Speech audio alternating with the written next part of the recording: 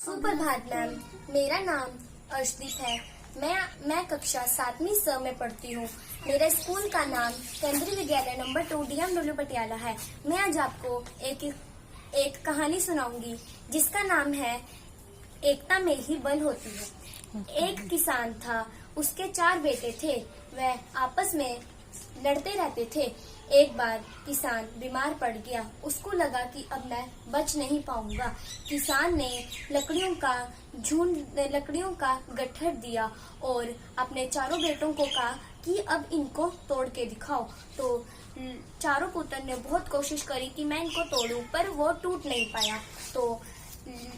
तो किसान ने लकड़ियों का गट्ठर खोला और बोला कि अब तोड़ के दिखाओ। तो किसान के बेटों ने वो आसान से तोड़ दिए। तो किसान ने बोला कि सदा तुम आपस में इकट्ठे रहोगे तो तुम्हारा कोई भी लोग कुछ नहीं बिगाड़ सकता। इस कहानी से हमें ये शिक्षा मिलती है कि हमें इकट्ठे रहना चाहिए और अपने एकता में ही ताकत होती है। धन्यवाद। आपका दिन शुभ हो। नमस्कार, मेरा नाम कृष्णा यादव है। मैं कक्षा 7वीं स का छात्र हूँ। मैं केंद्रीय विद्यालय नंबर 2 DMW पटियाला में पढ़ता हूँ। आज मैं आपके सामने एक कहानी लेकर प्रस्तुत हुआ हूँ जिसका नाम है ईमानदारी का इनाम। किसी गांव में एक बाबूलाल नामक पेंटर रहता था जो कि बहुत गरीब था। उसकी आमदनी बहुत कम थी, पर वह अपने काम के प्रति ईमानदार और बहुत लगन से करता था। एक बार उसी गांव के जमींदार ने उसे अपने घर पर बुलाया और कहा, बाबूलाल, तुम्हें आज मेरी एक नाव रंगनी है। उसने कहा, ठीक है मालिक, मैं रख दूंगा। वह अपने घर से रंग पेंट का सारा सामान ले आता है और नाव को रंगना शुरू कर देता है। वह देखता है कि नाव में एक छेद है। वह काम उसका नहीं था कि वह छेद भरे, पर फिर भी वह छेद भर देता है और नाव को रंगना शुरू कर देता है। जब नाव रंगी जाती है तो वह मालिक को कहता है कि मालिक, मैंने नाव रंग दी है। जमींदार उसे कहता है, ठीक है, अब तुम जाओ और तुम सुबह अपने पैसे ले जाना। तभी उसके जाने के बाद उस नाव की देखरेख करने वाला उस जमींदार का नौकर आता है। वह नाव को वहां ना देखकर चिंतित हो जाता है कि नाव कहाँ गई। उसमें तो छेद था। वह जमींदार उससे उसकी चिंता का कारण पूछता है। वह बताता है, मालिक, उस नाव में एक छेद था। जमींदार भी चिंतित हो जाता है क्योंकि उसका पूरा परिवार उसी नाव में घूमने के लिए गया था। वह चिंता में पड़ जाता है, पर उसी वक्त एक उसका परिवार कुशल मंगल वहां पहुंच जाता है। मौज मस्ती करते वह सोचता है कि जरूर वो छेद बाबूलाल ने भरा होगा। वह उसकी ईमानदारी से बहुत खुश होता है। सोचता है, उसने मेरे परिवार की जान बचाई है। फिर जब बाबूलाल अगली सुबह उसके पास आता है तब वह उसे 6,000 रुपये दे देता है। बाबूलाल कहता है, मालिक, आपने मुझे ज्यादा पैसे दे दिए हैं। बात तो सिर्फ 1,500 रुपये की हुई थी। आप मुझे ज्यादा पैसे दे रहे हैं, इसे आप रख लें। वो कहता है, नहीं बाबूलाल, ये तुम्हारी ईमानदारी का इनाम है। तुमने जो छेद भरा था उससे मेरे परिवार की जान बच गई है। ये तुम रख लो। वह बाबूलाल उस पैसों को रख लेता है। इस कहानी से हमें ये शिक्षा मिलती है कि हमें अपना काम पूरी ईमानदारी और लगन से करना चाहिए। धन्यवाद।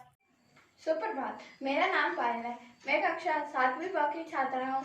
मैं आपको एक कहानी प्रस्तुत करने जा रही हूँ जिसका नाम है जादुई घड़ा। एक मजदूर और उसकी पत्नी मजदूरी करके अपना गुजारा करते थे। वे दूसरों के खेत में मजदूरी करते थे।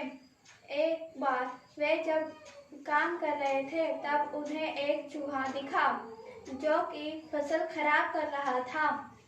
मजदूर को गुस्सा आया। वह उसके पीछे दौड़ा। तब और भी कई फसल खराब हो गई। तो चूहा एक घड़े में जाकर बैठ गया। तब मजदूर उस घड़े के पास गया तो उसे वहां पे और भी कई चूहे दिखे। फिर उसकी पत्नी ने कहा, ये तुमने क्या किया? तुमने ही इतने सारे चूहे लाए, अब हम क्या करेंगे? तो फिर पति कहता कि यह लगता है जादुई घड़ा है, क्योंकि इसमें एक ही चूहा गया था। यह सुनकर वे अपने घर घड़ा ले गए। फिर उन्होंने अपने धन को दुगना कर लिया। तो यह सब देख मालिक ने सोचा कि लगता है इनके पास कोई ऐसी चीज आई है जिनसे ये अमीर हो गए हैं, चलो पता करते हैं। तो वह मालिक मजदूर के घर जाता है। तब वह देखता है कि घड़े में मजदूर पैसे डालता है और दुगने हो जाते हैं। वह देखकर मालिक घर के अंदर जाता है, कहता है कि ये मेरा घड़ा है, मुझे दे दो। तो फिर वह उसे दे देता है। मालिक घर पे आकर वह भी अपने धन ज्वार दुगने कर लेता है और वह देखना चाहता है कि इसके अंदर क्या है, कैसे दुगने हो रहे हैं। तो वह जब अपना सर घड़े के अंदर डालता है तब उसे कुछ नहीं दिखता। जब वह निकालता है तब देखता है कि उसके जैसे कई और व्यक्ति खड़े होते हैं। तब वह कहता है कि मैं ही असली हूँ, तुम सारे नकली हो। तो यह सुनकर सारे कहते हैं कि मैं ही असली हूँ, तुम सारे नकली हो। यह सुनकर सारे लड़ने लग जाते हैं। लड़ते लड़ते वह घड़ा टूट जाता है। घड़ा टूटते ही सारे व्यक्ति गायब हो जाते हैं और वह मालिक रोने लग जाता है कि ये मैंने क्या किया। शिक्षा, हमें लालच नहीं करनी चाहिए। मुफ्त की चीजें मिली कभी चीज ज्यादा देर तक नहीं टिकती। धन्यवाद।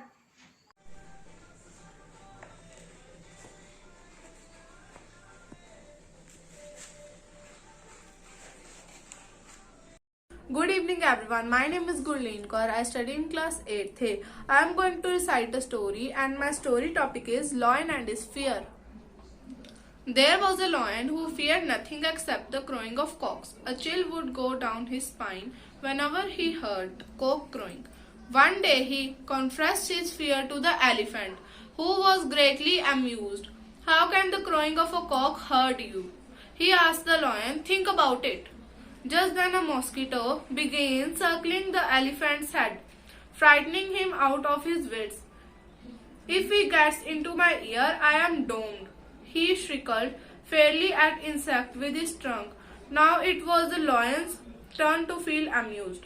Moral of the story is, if we could see our fear as others see them, we would realize that most of our fears make so sensible. Thank you. My name is Deepika Rawat.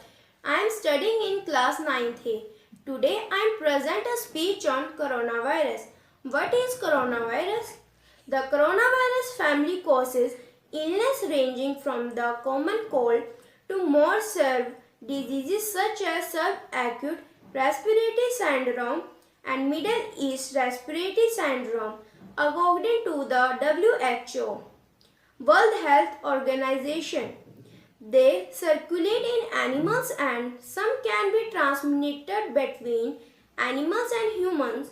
Several coronavirus are circulating in animals that have not yet infected humans. What are the symptoms of coronavirus? Common symptoms of coronavirus is cold, fever, cough and breathing difficulties.